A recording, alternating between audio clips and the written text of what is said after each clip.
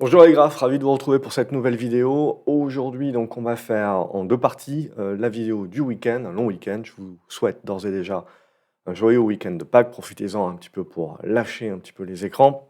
Ça fait toujours du bien, ça me permet de revenir avec un œil neuf et de voir certaines choses qu'on ne voyait pas et d'être un petit peu moins dans la tête dans le guidon. Donc, ce qu'on va faire, c'est en deux vidéos. Première vidéo, la partie macro. Deuxième vidéo, la partie action.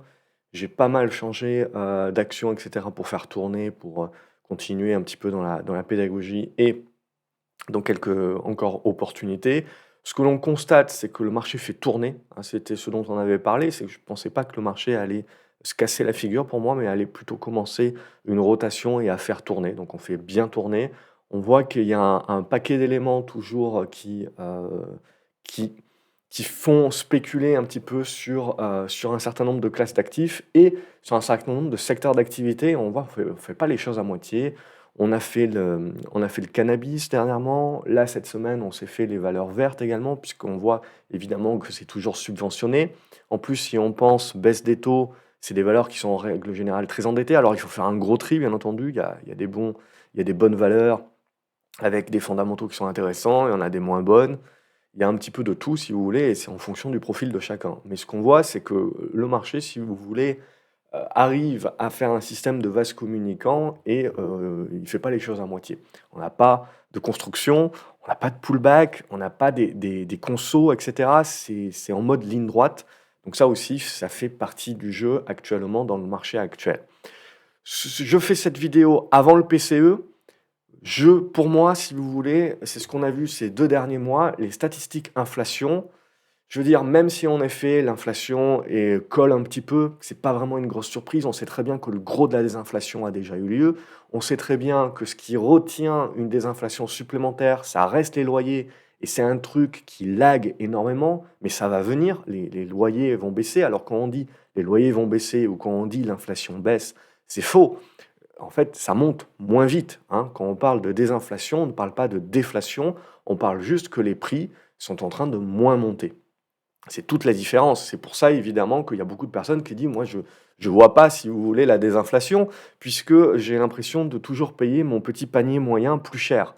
Alors, premièrement, c'est que, la statistique inflation pour chaque pays est calculée d'une manière différente et c'est une moyenne pondérée. Donc en fonction des gens et en fonction de ce que vous achetez, évidemment, vous ressentez pas l'inflation de la même manière et ensuite, désinflation ne veut pas dire baisse des prix, ça veut dire moindre hausse des prix. Nuance. Donc bien entendu que les prix continuent de monter, c'est juste à une vitesse moins forte. Pour autant, n'oublions pas que ce qui fait la différence maintenant, c'est que le marché, il est en train de jouer le fait que la désinflation va continuer et donc oui, même si on a un petit rebond de l'inflation et que ça pourrait perdurer avec la hausse des matières premières, et de l'énergie, on reste pour l'instant, le marché, lui, ce qu'il veut et ce qu'il dit, c'est que c'est juste du rebond temporaire. La tendance de fond reste à la baisse et donc je suis dans un monde où mon économie va bien, j'ai de la désinflation et en plus, les banques centrales vont quand même me baisser les taux de 3 fois. Donc qu'est-ce qui peut venir chagriner tout cela, évidemment? C'est que un, l'inflation remonte, plus vite que ce que l'on pense. Ce ne soit pas que du simple rebond, technique, du petit rebond que l'on a aussi à 0,1 et cetera. Ce qu'on veut voir, c'est des statistiques inflation qui sont au-dessus de ce que le consensus prévoit en remontant à +0,3, +0,4. Ça, c'est ce qui pourrait faire penser, au marché: la Fed ne va pas pouvoir baisser les taux autant que ce que l'on croit. Et ça, j'y crois pas trop pour moi et c'est pour ça que je commence à mettre, si vous voulez, l'inflation vraiment de côté. Ce que je veux regarder, c'est la santé du consommateur, la santé économique et donc le chômage in fine. Le chômage, c'est le truc qui monte en dernier, OK? Donc c'est bien ça qu'il faut comprendre, si vous voulez, c'est que pour moi, ce qui m'importe, c'est de commencer à voir le consommateur se dégrader, commencer avec la hausse des prix de l'énergie également à devoir se serrer la ceinture et à ne plus pouvoir acheter sans compter, et à un moment donné, ne plus avoir les capacités et de paiement également. Parce que jusqu'à présent, on a les hausses de salaires qui ont compensé, on a, également tout ce qui avait été mis en réserve à la banque qui a permis de compenser. On arrive au bout de cela. Donc c'est là où ça devient intéressant si vous voulez, mais tant que l'économie est robuste, si vous voulez, il n'y a pas de serrage de ceinture outre mesure. pas dans tous les profils et dans les strates de la population en tout cas. Bien entendu, il y a une strate qui galère d'ores et déjà évidemment, mais ce qu'on regarde, surtout pour les marchés si vous voulez, c'est au-delà de cela.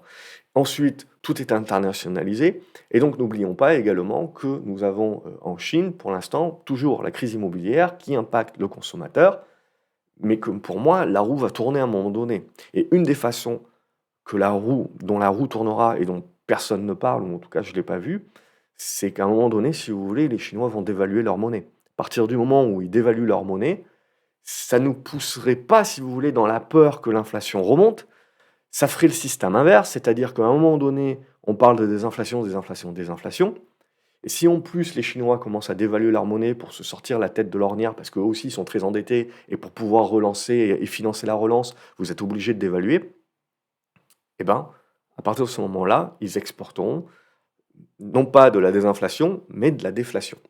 C'est là où ça sera intéressant, c'est là où la macro changera un petit peu, si vous voulez, mais bien entendu, pour l'instant, c'est pas ce qu'on va mettre sur la table.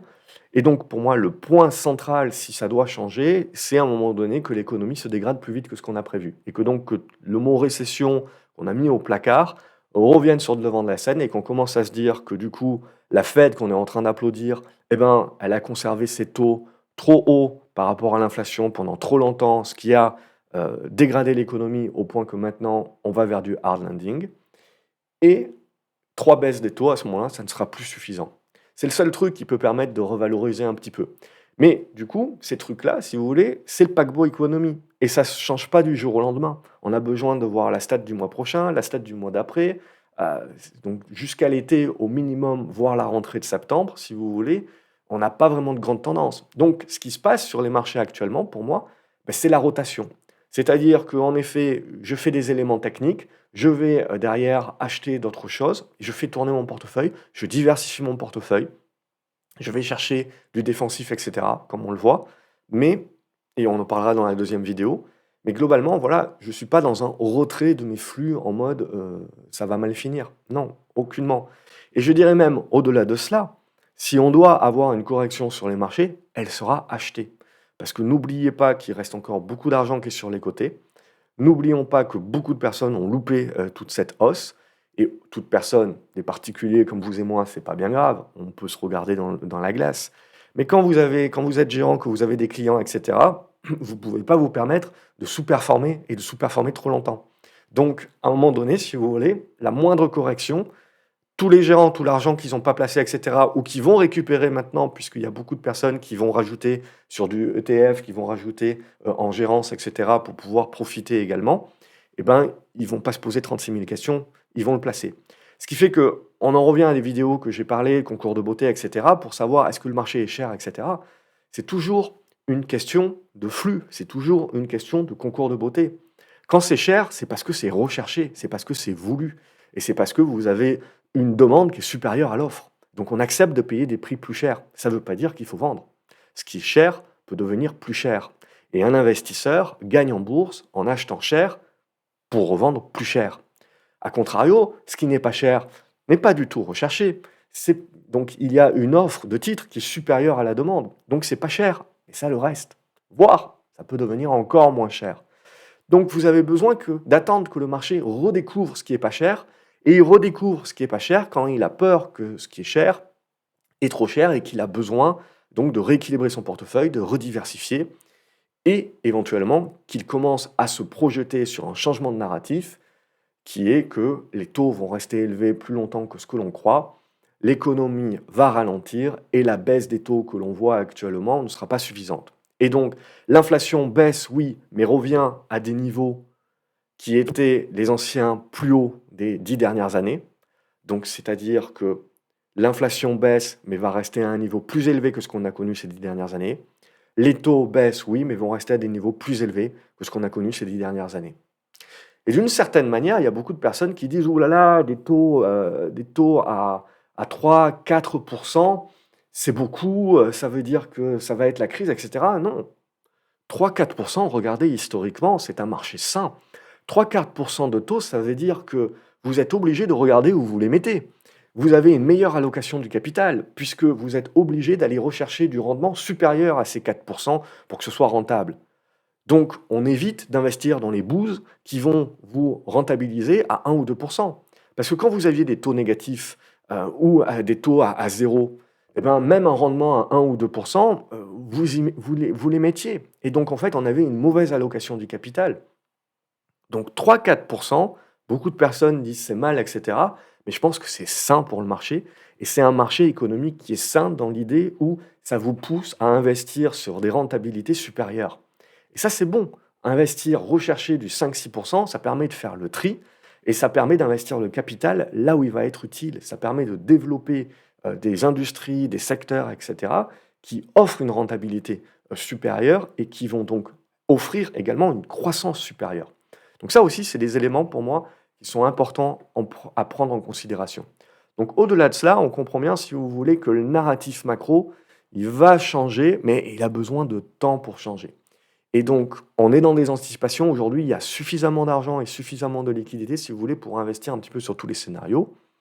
On voit finalement l'idée de dire on va continuer de financer, c'était l'idée, hein, l'hypothèse de travail qu'on a déjà depuis très longtemps, c'est que ce soit les gouvernements ou que ce soit les banques centrales, on va continuer de financer, on est obligé de financer, de subventionner, et on est dans des endettements qui sont forts, on a des taux d'endettement qui sont forts, des taux d'intérêt, etc.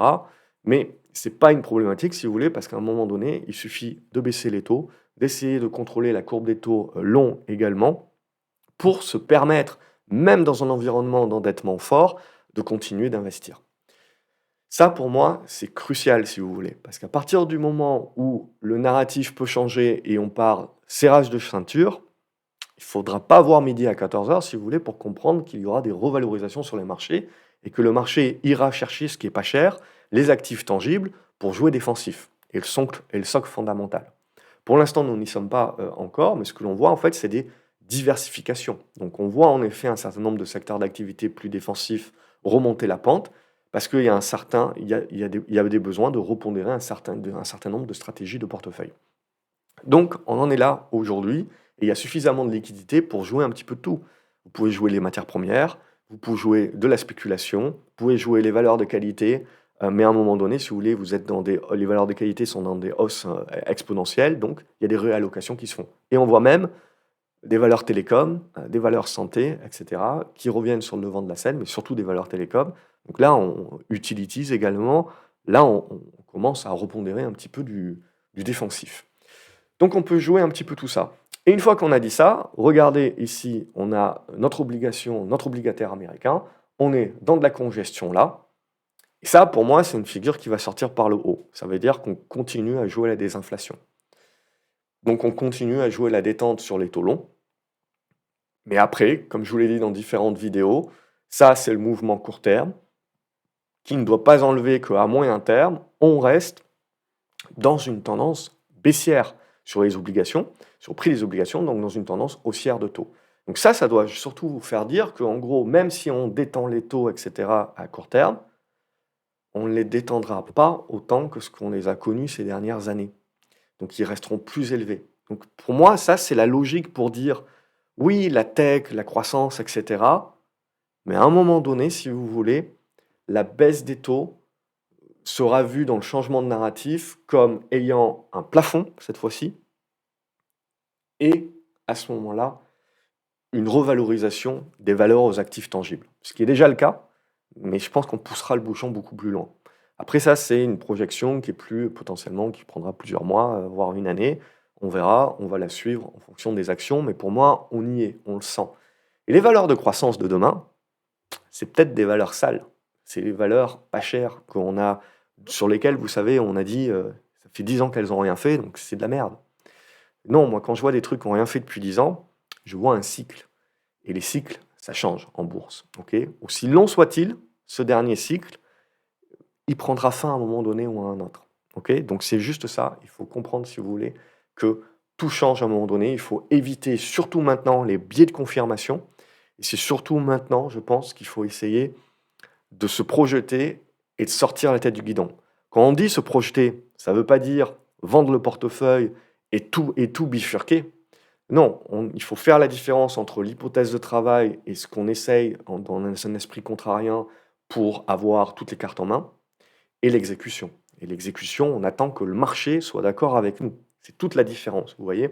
Donc là, ce que j'essaye dans ces vidéos macro, etc., c'est toujours de prendre de la hauteur, justement pour avoir toutes les cartes en main et permettre ensuite de mettre en place vos différentes stratégies en fonction de votre profil, en fonction de l'exécution du marché, en connaissance de cause et pas arriver après la musique, si vous voulez.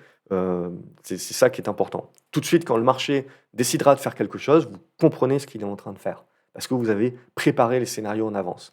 Vous ne les avez pas exécutés, vous les avez préparés, ce qui permet derrière une exécution beaucoup plus tôt et beaucoup plus rapide et en connaissance de cause. C'est ça qui est important. Allez, on passe maintenant au pétrole. Donc le pétrole est en train de sortir par le haut. C'est une petite sortie timide, hein. Moi, il y a tout le monde est en train d'écrire sur l'énergie, etc. Très bien. Mais pour moi, j'appelle ça encore une sortie très timide. Il n'y a qu'un débordement des 100 dollars qui, pour moi, changera la donne. D'un point de vue inflation, d'un point de vue donc consommation également, donc ralentissement économique, d'un point de vue également de ce que ça voudra dire géopolitiquement, hein, au niveau de la guerre, de l'engrenage, ce que l'on veut. Un dépassement des 100 dollars, à mon avis, il y aura quelque chose derrière. Mais pour l'instant, voilà. Donc on est bien, ça nous permet de revenir sur le secteur énergie, on en profite, etc. Très bien. Mais avant que ça devienne, je pense, une problématique, on a besoin de dépasser les 100 dollars. Pour l'instant, nous n'y sommes pas. C'est un petit break. Pour moi, voilà. On reste de toute façon dans la tendance de fond haussière, hein. Ça ne change pas pour moi.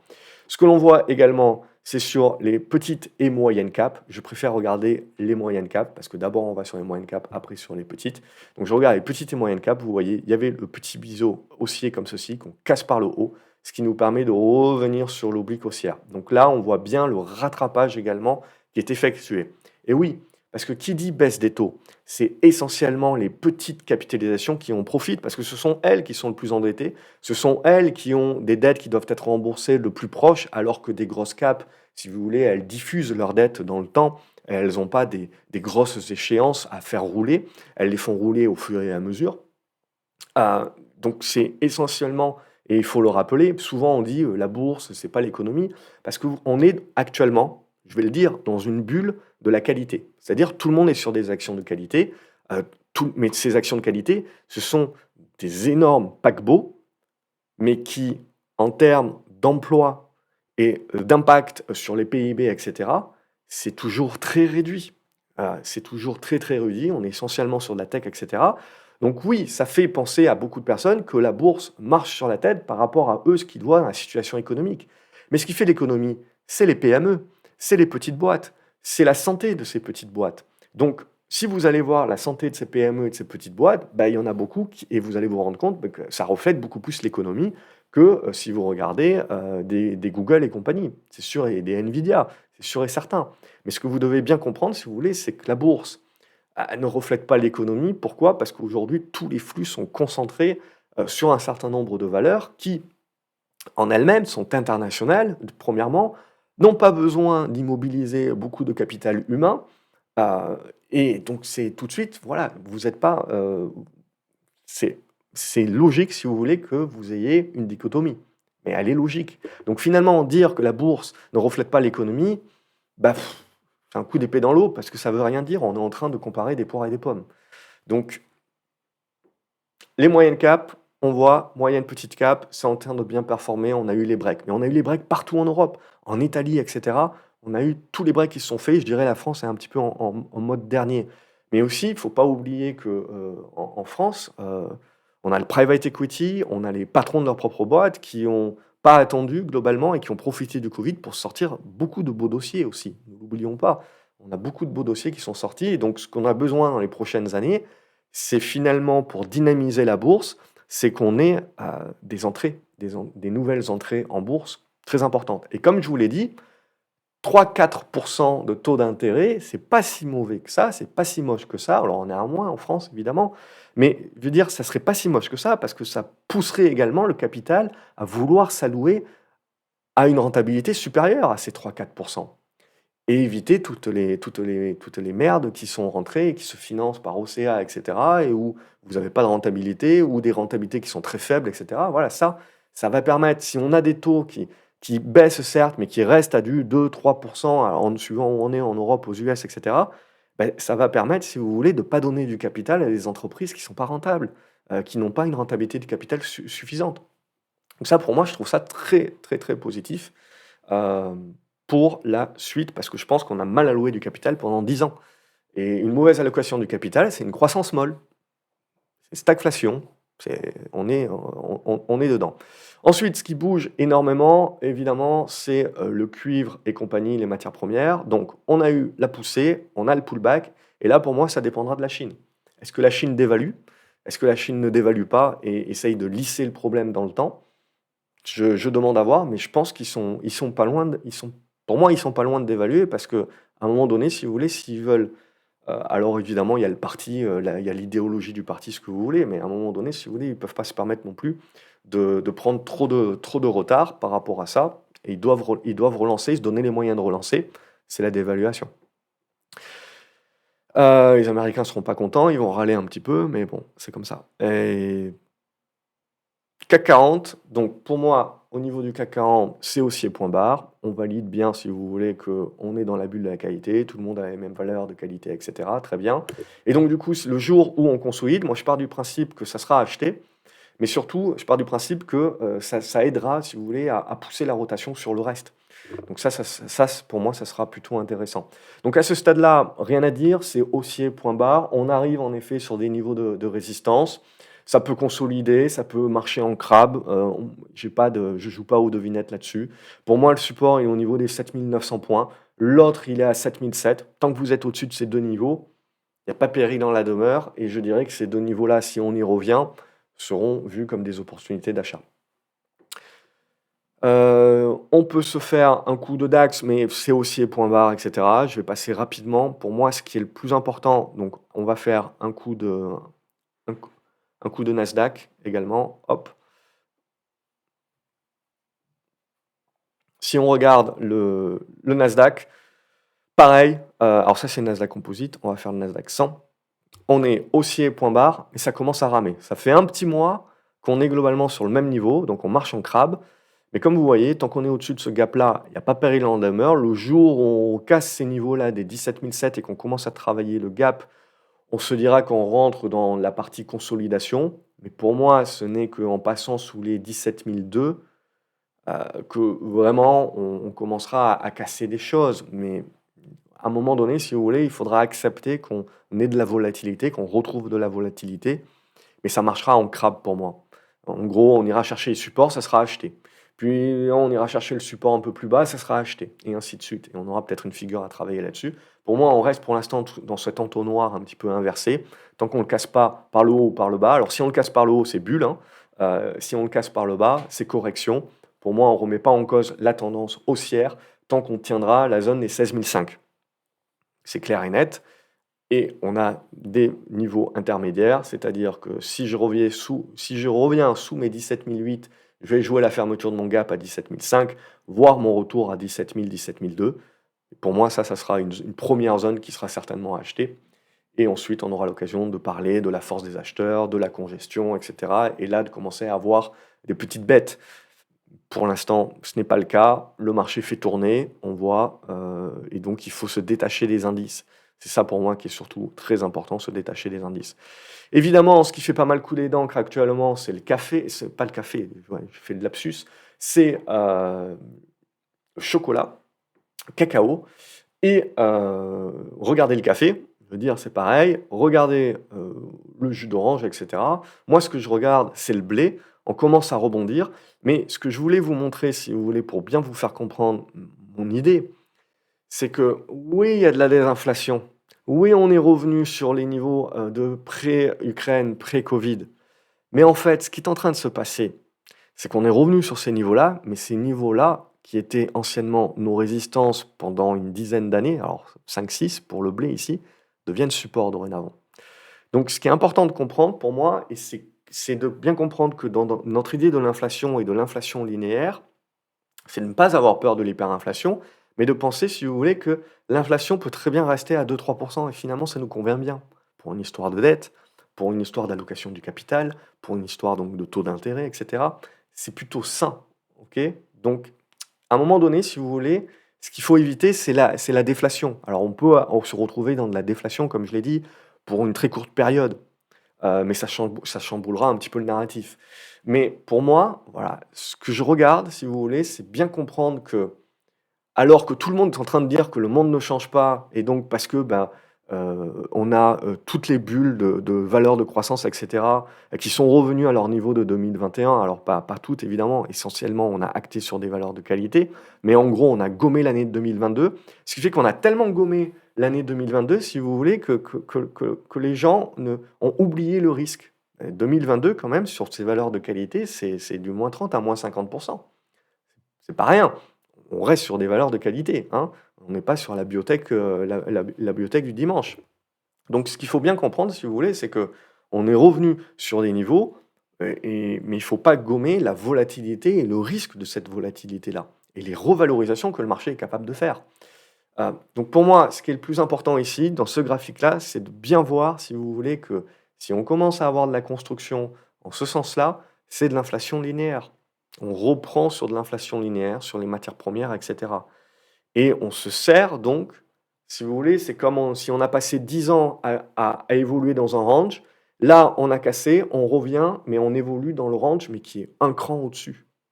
OK? Pour moi, ça, c'est très important. Ça veut dire peut-être pas beaucoup pour vous, mais pour moi, c'est très important parce que ça change le cycle à long terme. Évidemment, ça ne se fait pas du jour au lendemain, hein, mais ça commence à changer petit à petit ce qu'on peut jouer comme cycle à plus long terme.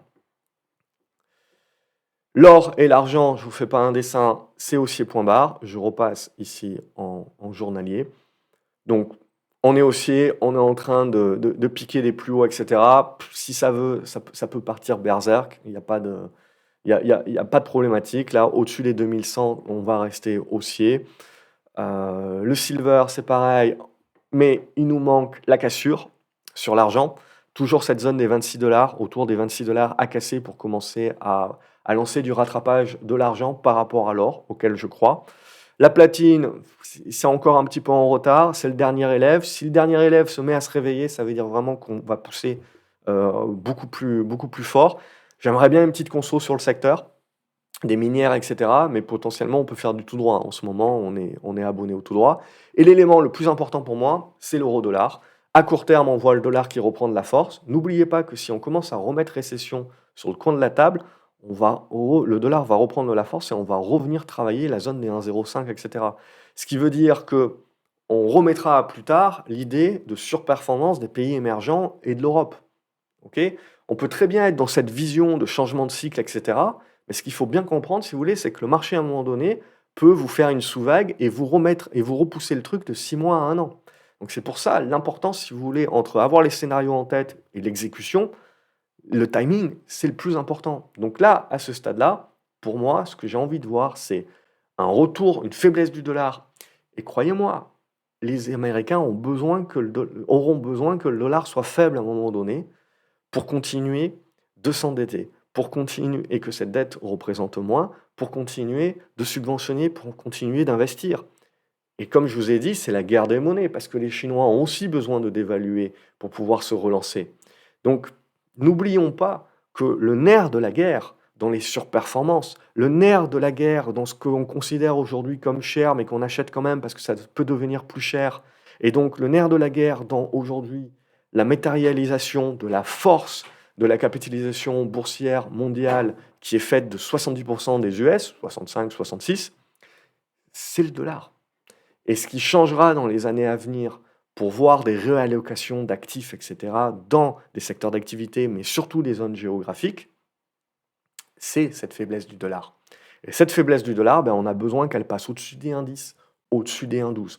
Et là, on commencera à parler de faiblesse du dollar. Beaucoup de personnes parleront de dédollarisation à ce moment-là, mais ça sera se mettre le doigt dans l'œil jusqu'au coude, parce que pour moi, ce sera une dédollarisation qui sera voulue, parce qu'elle permettra aux États-Unis de financer et de continuer à financer leur mainmise, qui sera pour finalement continuer de faire ce qu'ils ont fait ces 70 dernières années, bien avant, mais surtout ces 70 dernières années, c'est de permettre une baisse de dollar pour mieux, plus tard, avoir la capacité financière de retrouver de l'autonomie, de la force et donc une dollarisation accrue des pays ensuite, parce qu'ils ne font, grâce à ça, à des de-dollarisations, si vous voulez, on va dire express sur des temps courts, de 5 ans, 6 ans, etc.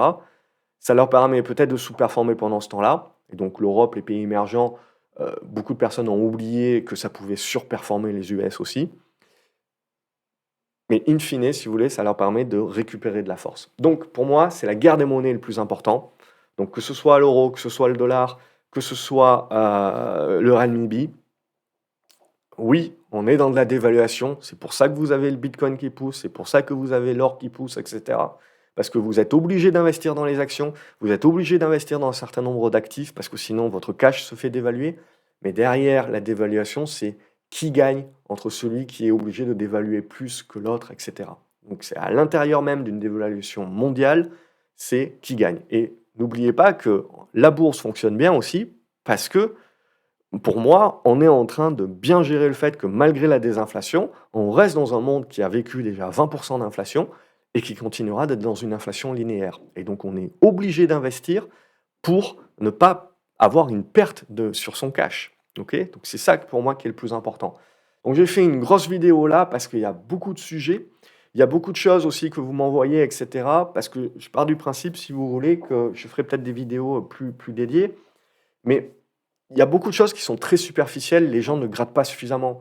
Parler, de l'endettement, c'est bien, mais il faut pousser un petit peu plus loin. Parler de dédollarisation, c'est bien, mais il faut pousser un petit peu plus loin. Parler du fait que les marchés américains sont chers parce qu'ils ont les meilleures entreprises, c'est bien, il faut pousser plus loin. C'est important si vous voulez parce que c'est ça qui vous permet de ne pas être dans le biais de confirmation et in fine de préparer ce qui va se dérouler potentiellement dans les mois ou les années à venir. Comme je l'ai dit, question de timing, d'exécution.